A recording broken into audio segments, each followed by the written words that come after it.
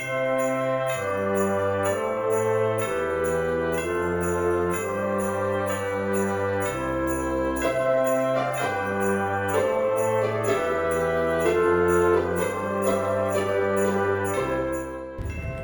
chào tất cả các bạn, chào mừng các bạn quay trở lại với kênh của mình Beauty Chin.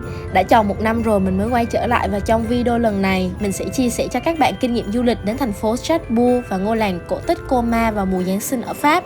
Đây là vào kỳ nghỉ lễ Noel năm ngoái năm 2020, mình cùng với những người bạn của mình đã đi đến đó. Điểm xuất phát là ở ga de l'Est Paris, tàu của tụi mình sẽ bắt đầu chạy vào lúc 8 giờ sáng. Vẫn còn một chút thời gian nên tụi mình đã vào quán cà phê Starbucks ngay trong ga để mua đồ ăn sáng. Vậy là bây giờ tụi mình sẽ lên tàu và đi đến Strasbourg, thủ đô Noel của thế giới. Strasbourg là một thành phố cổ kính và xinh đẹp nằm ở phía đông bắc của nước Pháp, hay còn được biết đến là thủ phủ của vùng Alsace. Vì mình nghe nói nếu ai ở Pháp và là Giáng sinh thì nhất định phải đến thăm Strasbourg một lần. Năm ngoái, thời điểm đó ở Pháp thì dịch bệnh Covid-19 đang diễn biến rất là phức tạp. Giờ giới nghiêm đang được áp dụng nhưng tụi mình vẫn bất chấp đi vì mê quá. Vậy là sau 3 giờ đồng hồ đi tàu, tụi mình đã đến ga Strasbourg lúc 11 giờ trưa. Tụi mình đi bộ từ ga vào trung tâm thị trấn. Khu vực trung tâm của Strasbourg khá nhỏ nên bạn hoàn toàn có thể đi bộ để tham quan hầu hết các địa điểm chính. Ngoài ra bạn cũng có thể thuê xe đạp để đi tham quan. Tiếp tục tiến vào khu trung tâm, bạn sẽ bước vào khu Petite France hay còn gọi là Little France, nước Pháp nhỏ. Bạn sẽ nhìn thấy những con phố nhỏ với những ngôi nhà khung gỗ mang đậm phong cách pha trộn của kiến trúc Pháp và kiến trúc nước Đức. Mỗi căn nhà ở Petite France đều được trang trí theo phong cách riêng. Điểm nhấn của chúng là được trang trí bằng những món đồ gỗ và hộp hoa xinh xắn. Tụi mình đã đặt phòng ở B&B ngay trung tâm Strasbourg nên rất thuận tiện cho việc đi tham quan. Tụi mình đến nhận phòng, cất đồ đạc và bắt đầu hành trình tham quan thành phố. Strasbourg nổi tiếng là một thành phố nghệ thuật với những công trình kiến trúc cổ kính nhưng cũng không kém phần tráng lệ. Vì nằm cách biên giới nước Đức có 4 km nên Strasbourg mang rất nhiều những đặc điểm của một thành phố Đức. Ở phía trước chính là nhà thờ Đức Bà Strasbourg. Đây từng là tòa tháp cao nhất thế giới trong khoảng 227 năm cho đến năm 1874. Nhà thờ Đức Bà Strasbourg, Cathedral Notre Dame de Strasbourg là một kiệt tác của kiến trúc Gothic và Roman. Cả bốn mặt của nhà thờ đều có những tác phẩm điêu khắc thể hiện nét văn hóa, lịch sử riêng biệt. Ngay tại nhà thờ Đức Bà là chiếc đồng hồ thiên văn Strasbourg. Đồng hồ không chỉ mang trong nó lịch vạn niên mà còn thể hiện vị trí thực của mặt trời và mặt trăng. Hàng năm, Strasbourg đón rất nhiều du khách đến từ khắp nơi trên thế giới ghé thăm, nhất là vào dịp lễ Giáng sinh. Nhưng vì năm ngoái, thời điểm dịch bệnh Covid-19 vẫn còn diễn biến phức tạp nên các hoạt động tổ chức đón Noel bị hủy hoặc giảm bớt, nên nơi đây rất vắng và không được nhộn nhịp như mọi năm. Tuy nhiên, đây cũng là một điểm có lợi cho tụi mình vì có thể tha hồ chụp ảnh mà không cần kiến trúc xếp hàng. Trên các con phố có rất nhiều cửa hàng bày bán những món đồ lưu niệm trông rất xinh xắn. Bạn có thể mua về làm quà tặng cho bạn bè, người thân cũng rất ý nghĩa. Các ô cửa sổ trên cao thì được trang trí rất bắt mắt với những chú gấu bông mang đậm không khí Giáng sinh.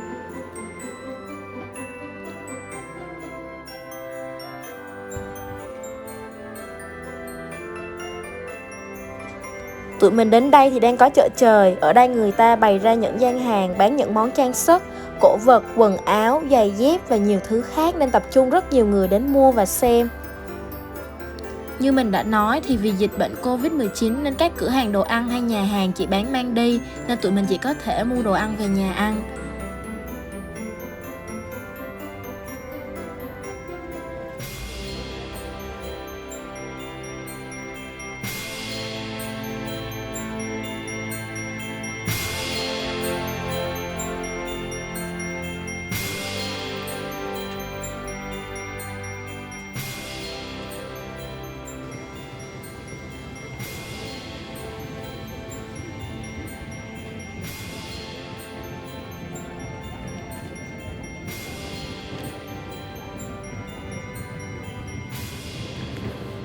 Thấm thoát thì trời đã tối, phố đã lên đèn nên tụi mình cũng lên đồ đi dạo thủ đô Noel.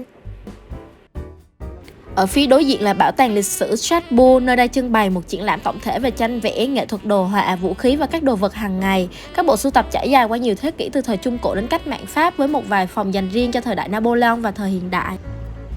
Và đây rồi, lối vào trung tâm Strasbourg, Capitale de Noël.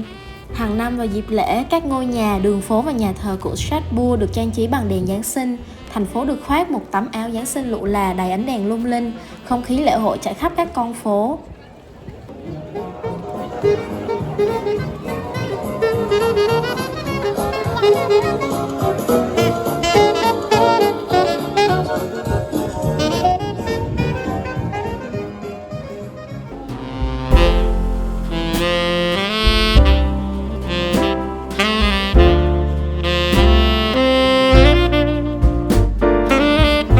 điểm nổi bật là một cây thông Noel được chiếu sáng khổng lồ được đặt ở trung tâm thành phố tại Place Kléber. Kléber được coi là quảng trường lớn nhất của Strasbourg. Với những người ưa nhộn nhịp và shopping, bạn không thể bỏ qua địa điểm này với đầy những cửa hàng thời trang.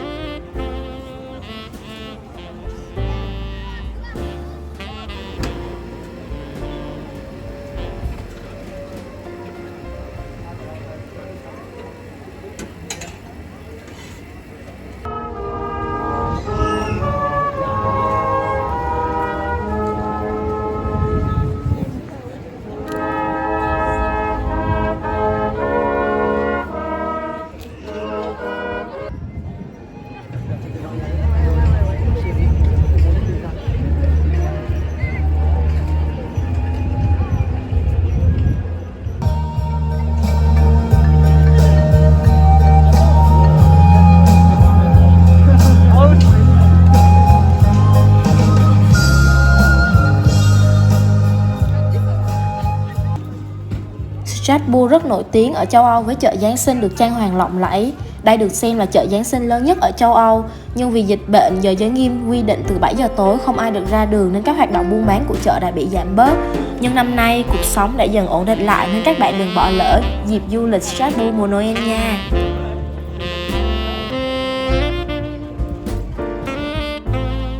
Sáng hôm sau, ngoài trời đang mưa phùn nhưng tụi mình vẫn quyết định ra ngoài dạo quanh thành phố một lần nữa vì tầm trưa, tụi mình sẽ trả phòng ở B&B và di chuyển ra ga để đến Colmar. Chuyến đi của tụi mình kéo dài tổng cộng 3 ngày 2 đêm, một đêm ở Strasbourg và một đêm ở Colmar. Mình nghĩ với thời gian này thì bạn hoàn toàn có thể thăm thú các địa điểm tham quan du lịch nổi bật của thành phố và tận hưởng không khí Giáng sinh về đêm.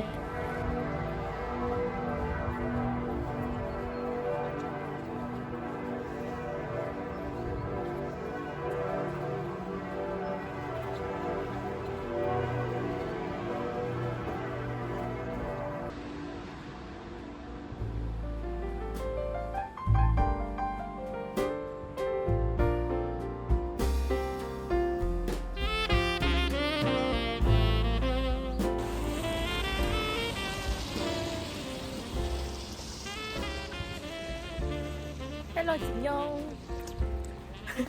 Hello bạn Duyên. Hãy cho suy nghĩ về chuyến đi này. So good. Ok. Giờ thì tụi mình quay trở lại ga Strasbourg để lên tàu đến Colmar. Colmar cách Strasbourg 60 km, chỉ nửa giờ đi tàu và vé tàu thì tầm trên dưới 10 euro. Colmar nằm ở phía đông bắc nước Pháp và là phần giáp ranh biên giới giữa Pháp và Đức.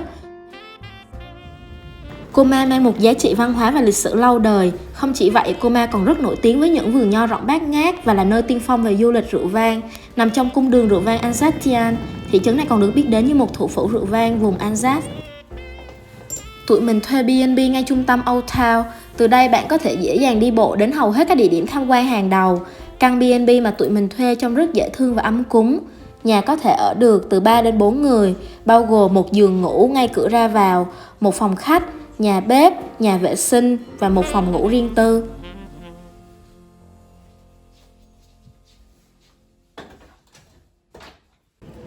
Sau khi cất đồ đạc và make up lại vì buổi sáng dầm mưa tơi tả thì bây giờ tụi mình ra khỏi nhà và bắt đầu đi dạo.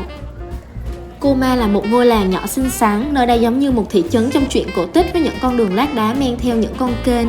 Xung quanh là những ngôi nhà với cửa gỗ mang đậm phong cách Pháp và Đức, tô nhiều màu sắc khác nhau. But as long as you love me so, let it snow, let it snow, let it snow.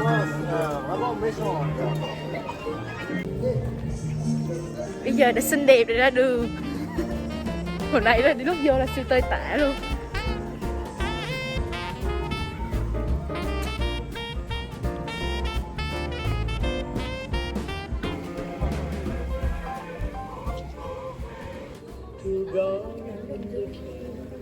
And peace to Mary above thy deep the silent stars divine. Yes, peace the everlasting love with eyes stars all aglow will find it hard to sleep. Từ tay trước nha. They know that someday they're on his way.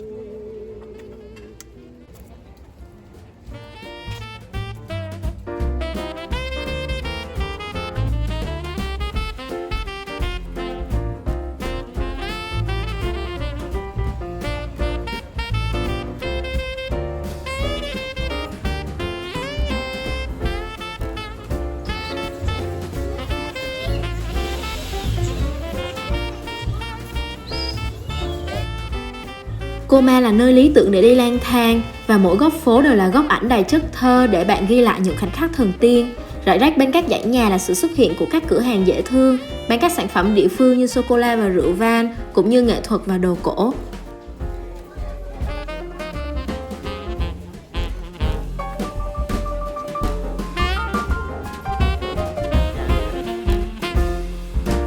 Tụi mình ghé vào cửa hàng này để mua một ít kẹo về làm quà và mua một ít mứt để tối về nhâm nhi cùng với trà.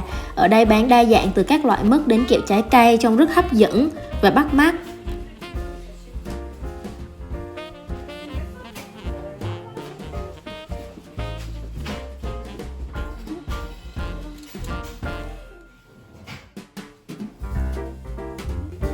Coma còn được biết đến với cái tên là ngôi làng Giáng sinh vì vào dịp này cả ngôi làng được trang hoàng vô cùng rực rỡ, nên thơ như tranh vẽ. Ở đây mà mình cứ ngỡ như đang lạc vào một thế giới cổ tích vậy.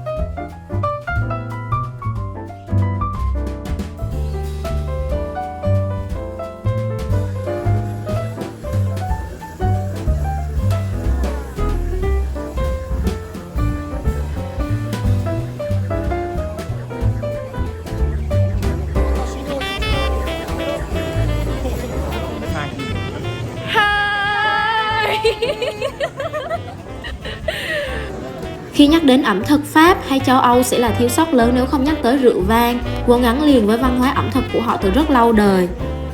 Và rượu vang nóng được xem như đặc sản của người châu Âu mỗi dịp Giáng sinh về. Cách thưởng thức vang nóng rất khác biệt theo từng vùng. Riêng vùng Alsace, người dân thường dùng rượu vang đỏ đun nóng lên, không được sôi, cùng với cam vàng, chanh vàng, quế, hồ và một ít đường. Uống một ly vang nóng trong tiết trời lạnh giá của mùa đông thì không còn gì tuyệt vời hơn.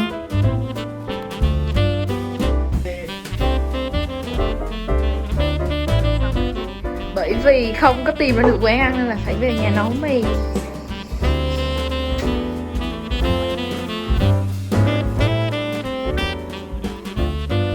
Sáng hôm sau khi thức dậy, mở cửa sổ nhìn ra khung cảnh bên ngoài thì đúng kiểu sáng thức dậy ở nơi xa luôn. Cảm giác rất là thoải mái và hào hứng, nhưng cũng có một chút lưu luyến vì chuyến đi của tụi mình sắp kết thúc. Tụi mình đi dạo vòng quanh thị trấn một chút nữa và sau đó thu dọn đồ đạc để quay về Paris. Được mệnh danh với rất nhiều cái tên như ngôi làng cổ tích hay tiểu Venice giữa lòng nước Pháp, Coma là một trong những ngôi làng đẹp nhất nước Pháp. Nằm bên cạnh dòng sông Lot thơ mộng, ngôi làng hiện lên đầy màu sắc và mang đậm nét cổ kính.